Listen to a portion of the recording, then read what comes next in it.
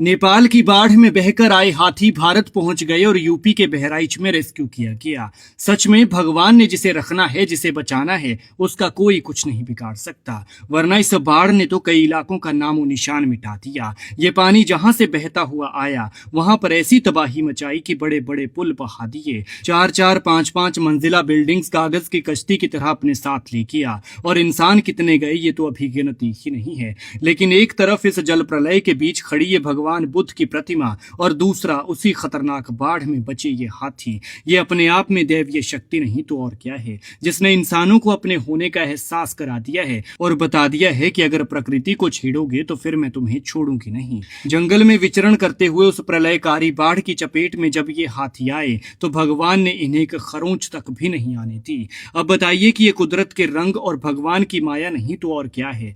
ये देखकर सब हैरान है। इस वक्त इन हाथियों की तस्वीर जो आप देख रहे हैं ये कैलाशपुरी बैराज की है जो यूपी के बहराइच में है। लेकिन कभी कभी कुदरत ऐसा रूप दिखाती है जिसे देखकर इंसान की सारी ताकत छोटी नजर आने लगती है। जिस बाढ़ ने नेपाल की आलीशान बिल्डिंग्स, बड़ी बड़ी इमारतें और बड़े बड़े प्रोजेक्ट बहा दिए, उसी बाढ़ में बहराइच की कोडियाला नदी में नेपाल की ओर से बहता हुआ 5 हाथियों का कुनबा गिरजा बैराज तक पहुंच गया। 3 वयस्क हाथी और 2 नन्हे हाथी तेज बहाव में अपनी जिंदगी बचाने के लिए जूझ रहे थे। ऐसा लग रहा था मानो मौत सामने खड़ी हो और जिंदगी बस एक ही उम्मीद के सहारे टिकी हो। लेकिन तभी इंसानी सूझबूझ ने भी भगवान की माया में अपना योगदान दिया। वन विभाग ने तुरंत मोर्चा संभाला, सिंचाई विभाग से संपर्क किया और बैराज के गेट बंद कर दिए गए। पानी का वेग कम हुआ, हाथियों को संभलने का मौका मिला और आखिरकार वन कर्मियों की मेहनत से पूरा कुनबा सुरक्षित जंगल की ओर लौट गया। सोचिए, एक तरफ इंसानों को अपने प्रचंड रूप से डरा देने वाला प्राकृतिक कहर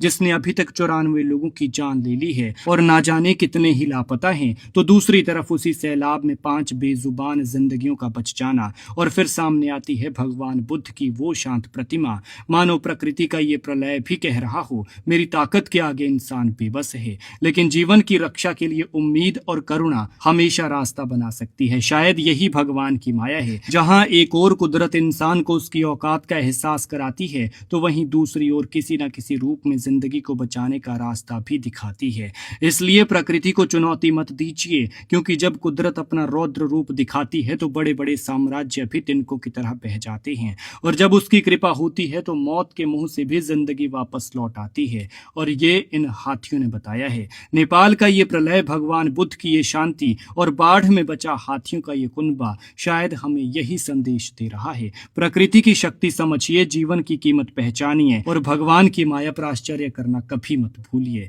इस मामले पर आप क्या कहते हैं, कमेंट में जरूर बताएं और वीडियो को शेयर कीजिएगा।